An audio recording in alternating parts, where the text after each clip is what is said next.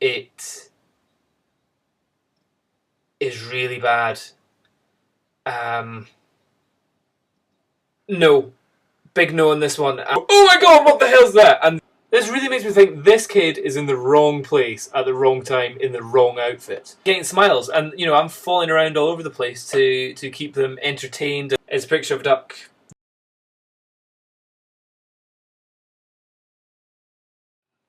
Okay, hi everyone, today is another photo critique, and this one, it's a photo critique of a Carl Gibson.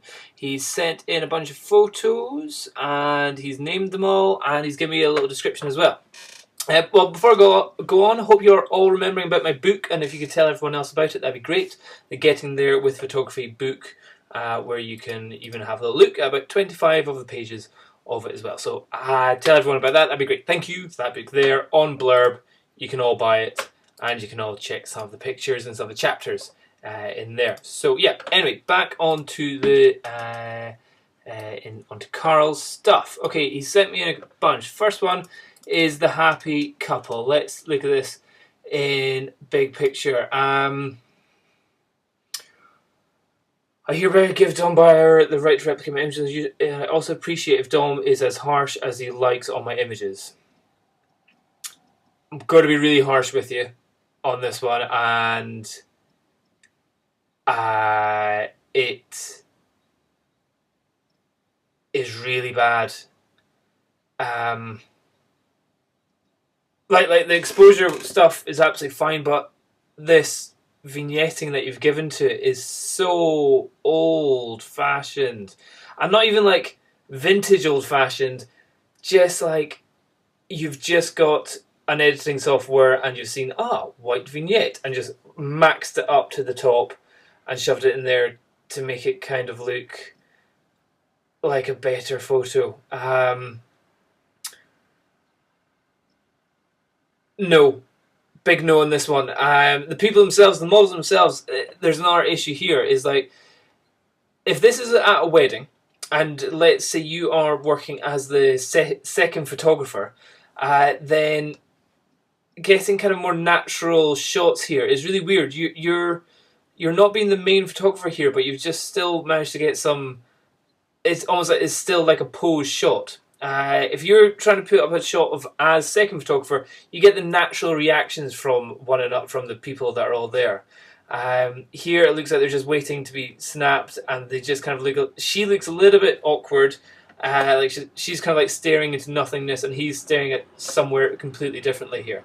Also, I suspect that you've used the vignetting to kind of get rid of the slightly distracting background where you've got this brick and walls and all that stuff here.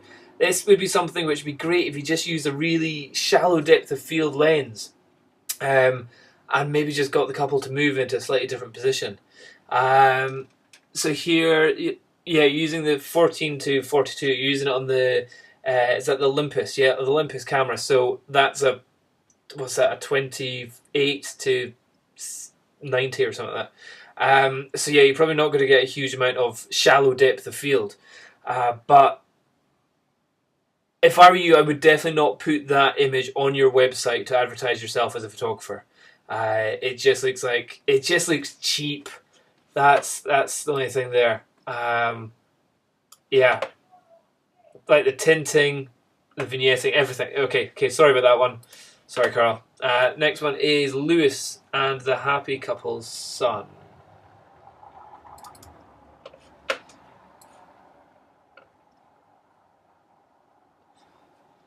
Okay, cool. So you've kind of gone for a slightly off-center shot. It's still kind of a very square image that you've sent, which is a little bit unusual. And you've got him there. Again, he just looks like he's pissed off. Really, like, kid shots are great at weddings, but that's where you as a photographer have to act like a total idiot, like falling around, tripping over, to get kids' reactions, or you know, if kids aren't playing with other kids. Like here, it looks like there's nobody else around apart from these two little feet away at the back of somebody who's maybe in trouble over there.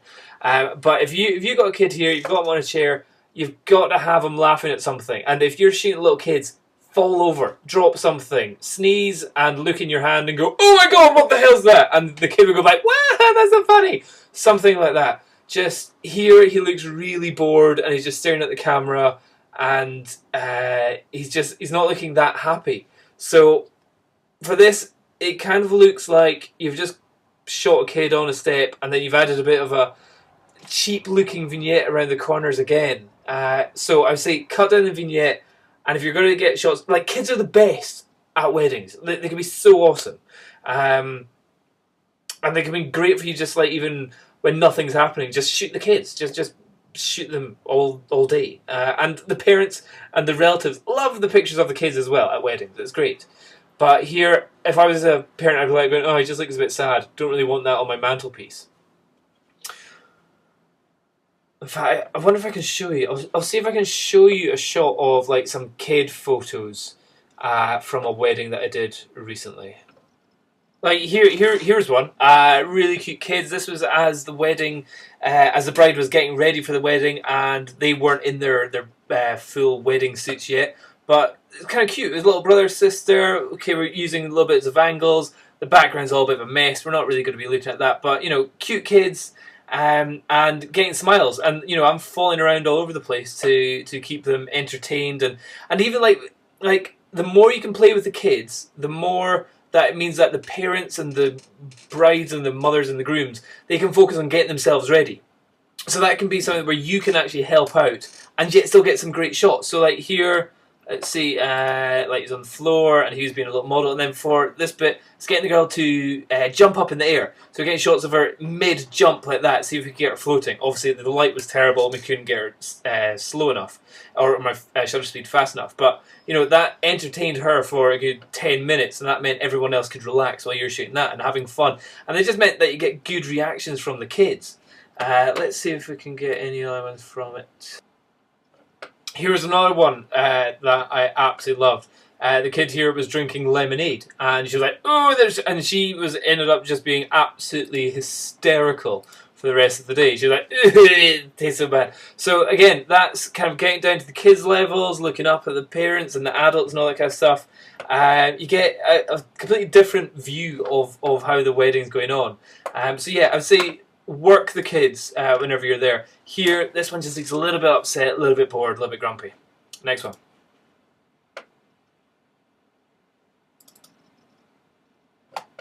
Okay, here, same kind of kid, same location.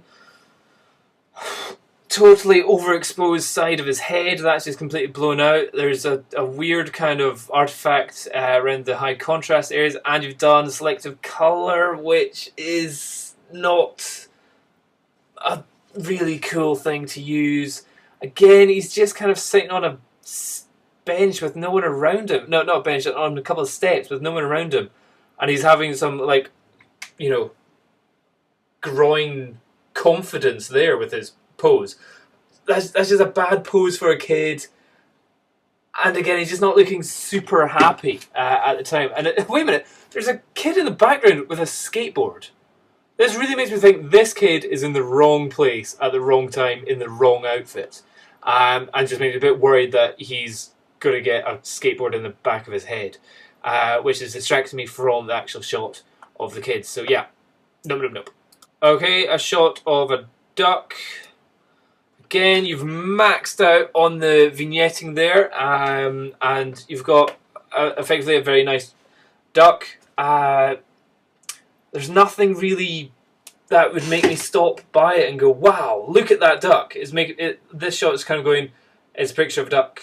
That's it. You know, if you were like close up and you had it right in the face of your camera.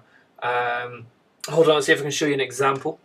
Okay, granted it's not a duck, it's a swan, but this was kind of my shot. Oh, where did it go? Well, there's another one there, where I'm right in the middle of all the swans and ducks, and they were very close to my camera. Just using the wide angle, and like even there, look at that. That's right, you know, totally bonkers position with a duck, and I think those are the only ones that, with a swan even.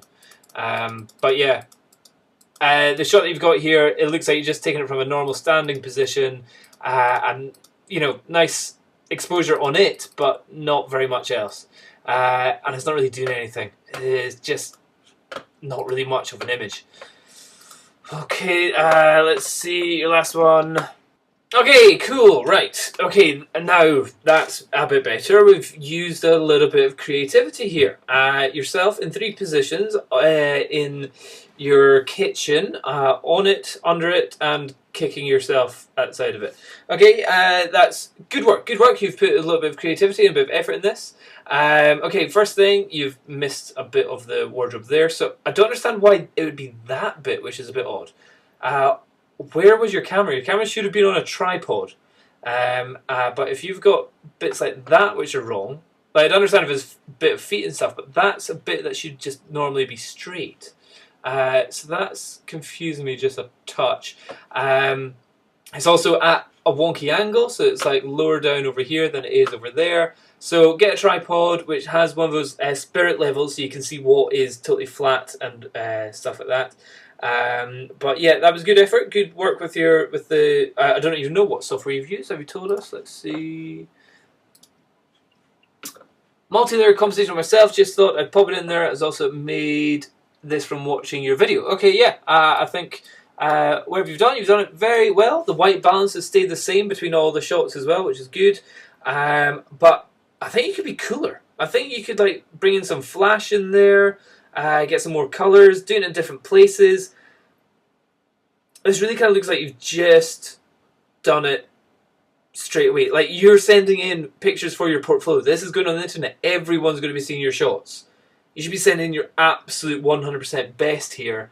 And like whenever you email me saying, "Hey Dom, I sent my photos ages ago in March." Okay, that's how far behind I am in doing this. I was thinking, oh wow, this guy must have sent me in like the most amazing stuff ever, but it really still just like it looks like you're very much at the learning stage. I've recently taken some photos at a wedding. That's the stuff that you did there.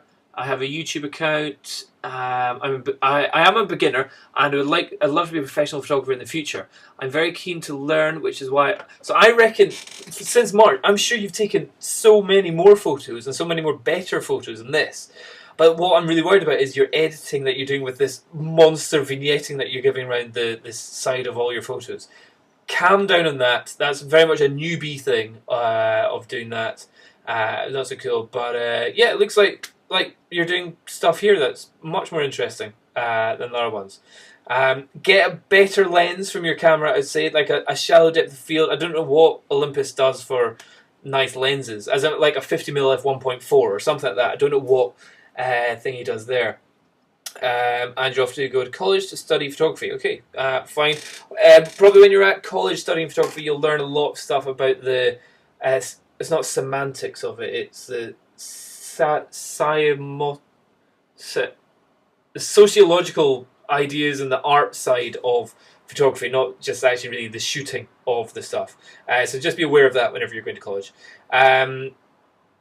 Okay, feel free to put some new ones up on the Facebook page or up on the Flickr page as well, so we can see where you've developed since then. That'd be great. Okay, cheers, Carl. Maybe see your shots around. Bye bye.